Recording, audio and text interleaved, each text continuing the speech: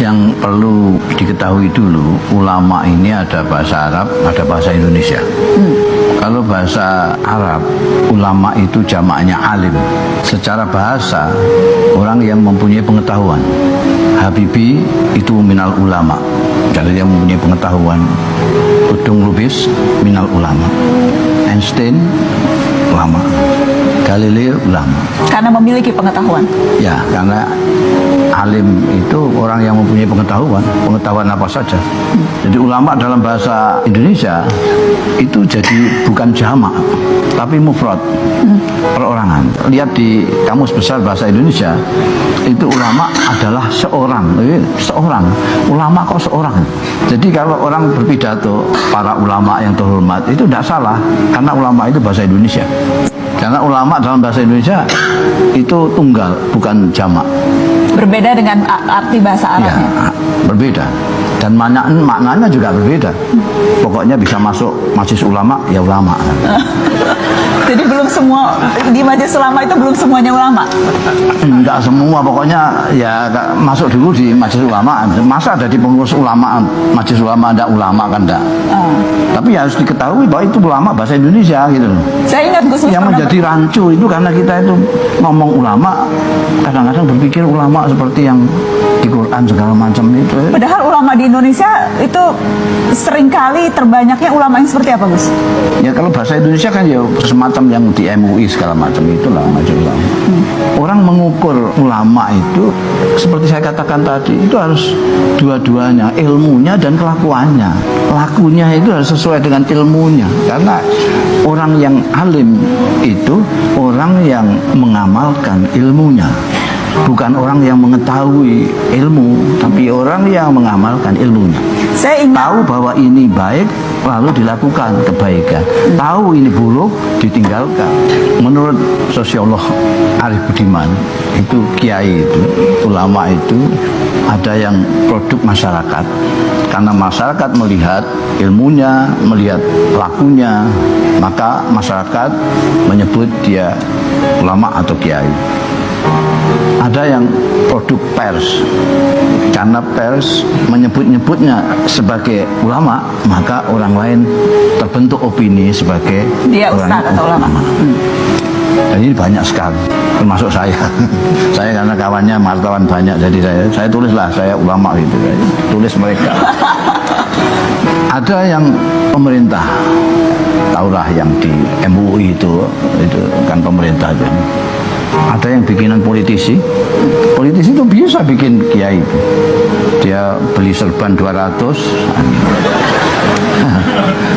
terus dipajang di konvensi pers, kita sudah didukung 200 ulama dari itu.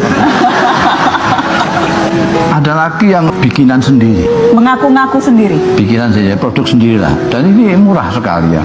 Peci haji itu paling 5.000 lah paling kan. Serban itu kira-kira 50.000. Kalau yang agak wibawa yang hijau.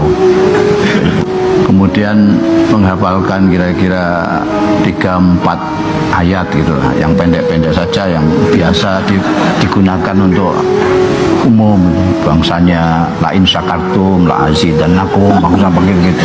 Hadis juga 3-4 hadis itu diambil dari Arba'in Nawawi, sudah ada itu pendek-pendek.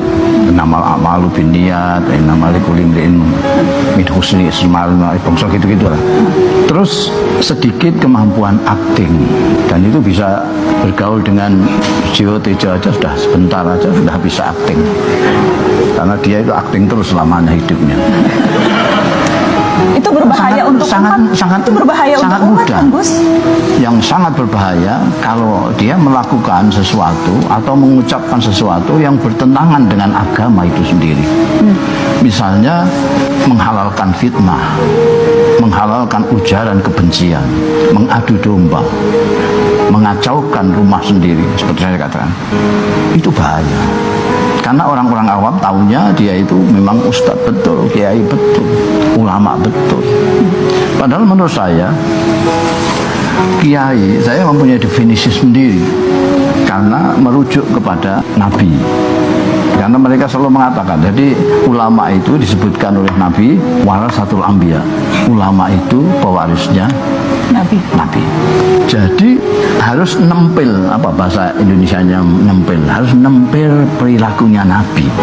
Mengikuti, meniru. Ya ada sedikit mirip lah bagaimana gitu. Di dalam Quran pemberian Allah tentang Nabi itu yang paling menonjol dari perilaku Nabi sebagai pemimpin adalah azizun alaihi ma'anitu. Nabi itu tidak tahan melihat penderitaan umatnya. Maka saya mengatakan kiai itu karena ingin sama dengan Nabi, ingin meneruskan perjuangan Nabi, dia harus orang-orang yang dzuruna ilal ummah bi aini rahmah. Mereka yang melihat umat, melihat rakyat dengan mata kasih sayang. Pak Bima, wah saya terus dalil terus di sini. Nggak apa-apa Gus. Pak Bima Kita butuh, rahmatin Gus. minallahi lintalahu. Kanjeng Nabi itu karena rahmat Allah itu lembut sekali.